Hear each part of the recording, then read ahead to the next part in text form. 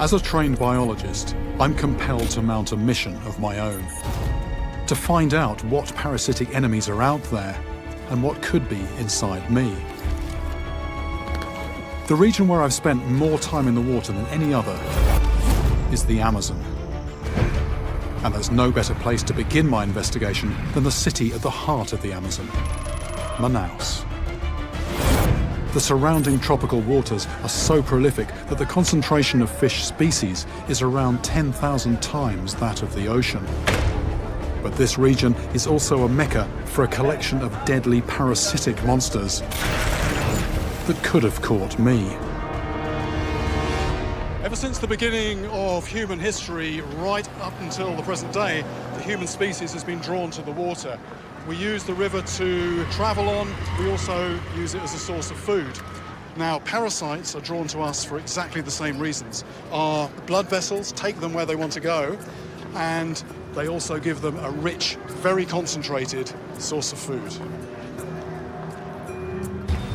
I've lost track of the amount of time I've spent in the Amazon. When I add it up, it's probably more than 1,000 days. So I need to identify what parasites could be living inside me that may have hitched a ride from here. The first contender is a flesh-eating parasite that's just raging through these parts of the Amazon. It's a microbe called Leishmania. What starts off as fairly harmless-looking sores can develop into horrifying leaking wounds, which the body's defences just can't heal. People tell me there's a woman nearby who's been infected. She's in the early stages of this deadly flesh-eating disease. Ulavine first thought this was just a nasty spot that wouldn't go away. But it's what it can develop into that's truly shocking. There's another one here, there's three. Tá com quanto tempo que tá aqui? Tá pouco tempo? Tá quase com mês. The girl's actually only been living in this region here for about a month, something like that. But everybody else in the family, it sounds like they've all had it. Her sores are in the early stages and she's being treated before they grow far worse. But what's horrifying is that half of the community around here, including her family and friends, are infected. Vai evitar, né? She's saying, it seems that she's well aware of what this can develop into. Leishmaniasis is tough to treat.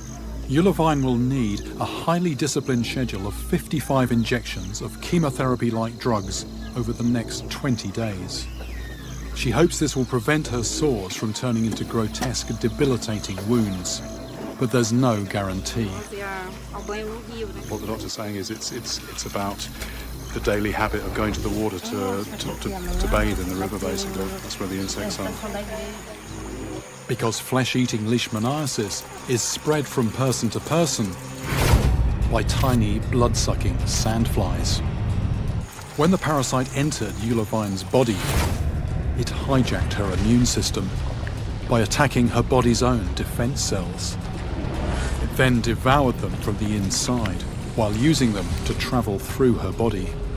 Without this vital treatment, the parasite can rapidly multiply, making Ulavine a deadly carrier and turning her small lesions into monstrous leaking wounds. If you live here, your chances of catching flesh-eating leishmaniasis, well, it's almost unavoidable.